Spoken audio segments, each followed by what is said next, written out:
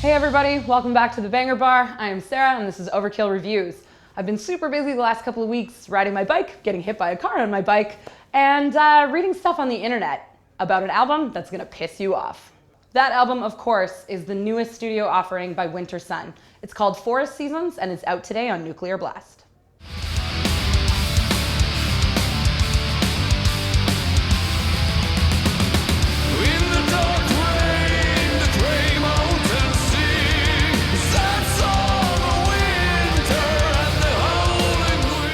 So you ask me, why is this album controversial? It's because the band did a crowdfunding campaign for the record, not only to record it, but to build their own recording studio in which they wanted a sauna. A lot of people became very upset over this proposed studio, and then the band ended up raising 464,330 euros in total, which was 285% of their goal.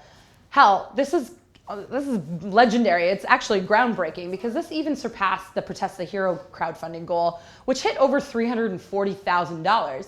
And the thing that makes this so striking is that the only thing that WINTERSUN was offering in exchange for your money was their music. There was no pizza parties, there was no cars, there was no one-on-one time. It was all about the music. So begrudgingly, I actually have to give them quite a bit of respect for this because it actually speaks volumes about how much their fans care about them. So that's all I'm gonna say about this package. So we'll move on and we'll start talking about the record. One more thing. I should tell you, this is not Time 2, the long-awaited follow-up to Time 1, which is WINTERSUN's 2012 record. This instead is the Forest Seasons, and here's the opening track. It's called Awaken from the Dark Slumber, Spring.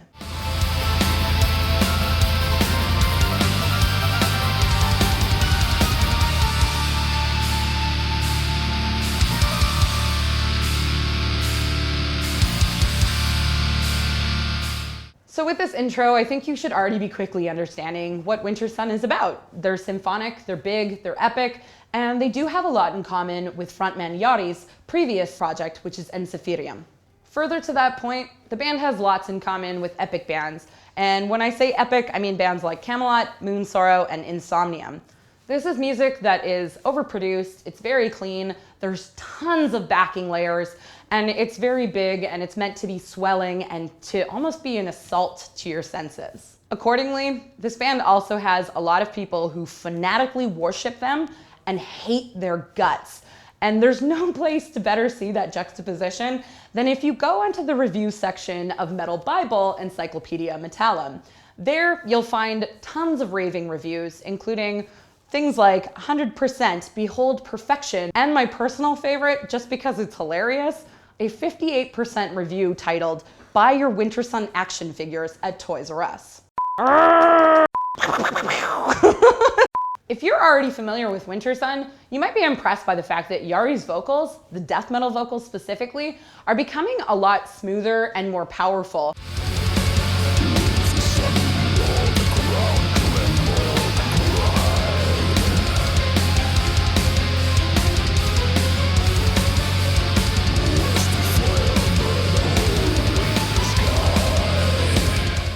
Clip, I don't know, it's starting to really remind me of 90s Cradle of Filth. There's kind of those symphonic keyboards and it's kind of cheese dicky. Actually, I'm gonna be honest, I'm pretty sure Cradle of Filth is the embodiment of the phrase cheese dick. Getting back to WINTERSUN, this song continues for almost 15 minutes.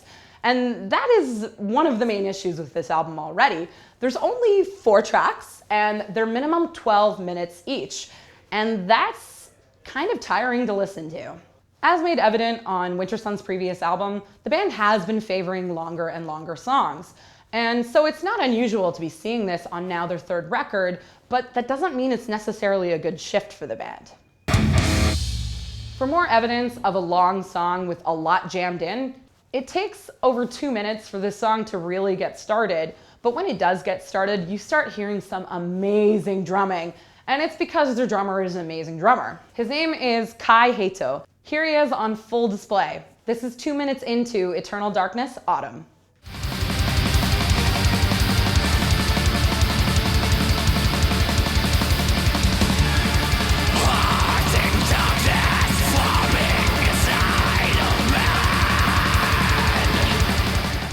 Damn, that sounded evil. I'm actually reminded of not only Cradle of Filth and their 90s records, but also bands like Emperor, who really took symphonic parts of black metal to their logical extremes.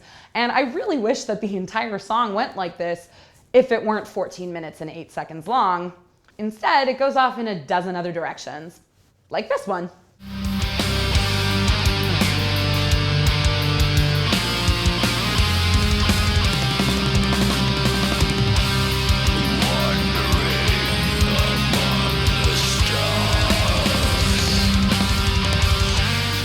The problem is that you've heard two clips from this track that sound nothing alike, and that's where WINTERSUN is starting to come off the rails. On their first record, they were better at breaking songs into thoughts, and I think that there's a lot of value in that.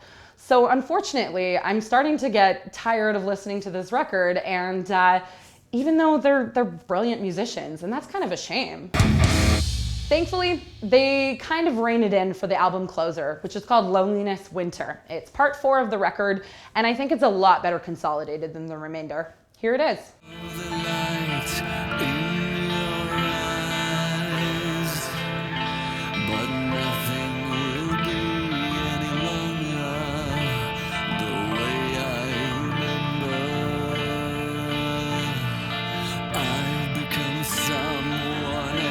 I can't go back, I try.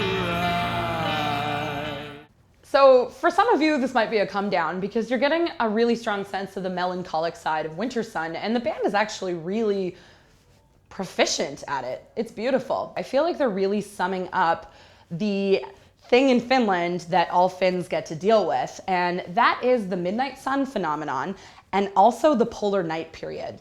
And as a dual citizen of Finland and of Canada who has lived in Finland during these periods of light and darkness, which basically it's 24 hours of darkness for a sustained period of time, and then before and after you're getting about 20 hours of darkness per day. And psychologically, the shit is hard to deal with. There's a reason why there's a lineage of Finnish bands who sing about the fact that they're living this experience.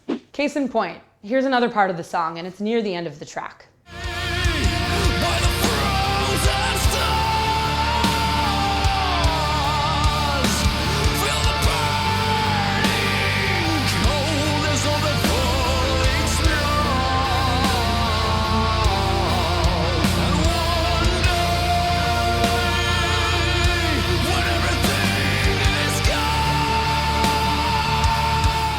Man, this song is beautiful. It's WINTERSUN at their best, when they're contemplative, they're vast, they're epic, and they're just scaling it back and really going for your gut, and it's an emotional feeling. That being said, is that enough to counteract the fact that there's way too many ideas stuffed into every song in this album? Let's discuss that in the verdict. Okay, I've got a few housekeeping things to keep in mind for this verdict. Number 1, and then I was hoping you could do like a number 1. Number 1, WINTERSUN has a fuck ton of drama associated with them. I'm not kidding. It took me weeks to unravel all of the stuff that was going on with this record, with their previous record, with who had said what about when, and all these articles are on the internet about all of the BS. And if you haven't heard them before and you're into symphonic, progressive, big, beautiful power metal, death metal, I really recommend that you go on the internet and you listen to their debut in particular, because it is fucking stunning. Point number 2, you know the adage, less is more. Honestly, this band needs to trim the fat. Maybe they should spend more time hanging out in that $400,000 sauna of theirs. Obviously, that was a joke, but here is the €464,330 question.